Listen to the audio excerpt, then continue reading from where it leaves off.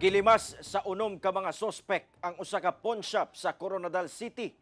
Duha sa unom ka sospek nakasuot pa og athletic uniform sa pulis. Ang pagpangransak sa pool sa CCTV. Dugang detalye sa report ni Tony Humamil.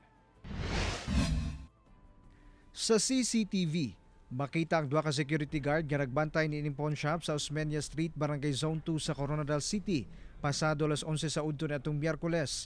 Taod-taod, duha ka mga kalalakihan nga naka-athletic uniform sa PNP ang miabot. Napasaludo pa ang usa ka security guard. Dunay bitbit nga long firearm ang naka-jacket og itom nga suspect. Samtang short firearm sab ang bitbit sa usa ka nakasuot og jacket nga puti. Taod-taod, misulod ang duha ka kaubanan sa mga suspect nga nakasibilyan o gidisarmahan ng mga sikyo.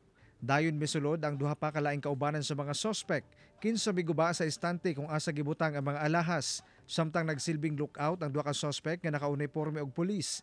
Pipila ka minuto ang bilabay. Duna nay bitbit nga bag ang unom ka mga suspect. Ngayanon lang nga milakaw pahawa sa pawn shop. Nakuhaan sab sa laing anggulo sa CCTV footage ang usa sa unom ka mga suspect nga nakauniporme. Sa investigasyon sa kapulisan, base sa saysay sa security guard, magsilbi lang matud pa og warrant of arrest sa usa ka empleyado sa maong establishmento ang mga suspect. Na-inform na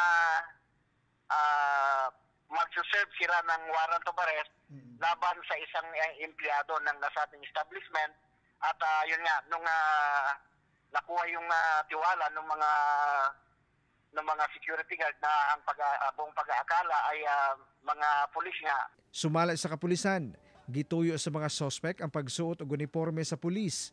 Upang hindi siguro basta-basta nasisita yung kanyang dala dahil naka-uniforme nga po siya. Apan gipaklaro sa kapulisan nga dili miyembro sa ilang hanay ang maong mga suspect. Sa follow-up investigation sa Coronadal PNP, nakita sa kilid sa kalsada sa Barangay Saravia ang mga gituhang mga gamit sa mga suspect. Lakip ang usa sa mga motorsiklo nga gigamit sa mga suspect nga nakuhaan sab sa CCTV. May mga na-recover tayong personal belongings at nagtutugma po ito sa mga suot-suot ng mga suspects kahapon nung nangyari yung robbery hold up. Samtang naghanyag na og tunga sa milyon ka pesos nga reward money ang Coronadal City Government alang sa makatudlo sa mga suspect. Parayon pang ginasuta kung pilang kinatibuk ang kantidad sa mga alahas nga gilima sa makawatan. Ginasulen pa sab namo og kuha ang kabahin sa pawn shop. Niadtong tuig 2014, nasayrang giransak sab ang maong pawn shop kung asa patay sa hitabo ang duha ka gwardya. Ako si Tony Humamil para sa One Mindanao.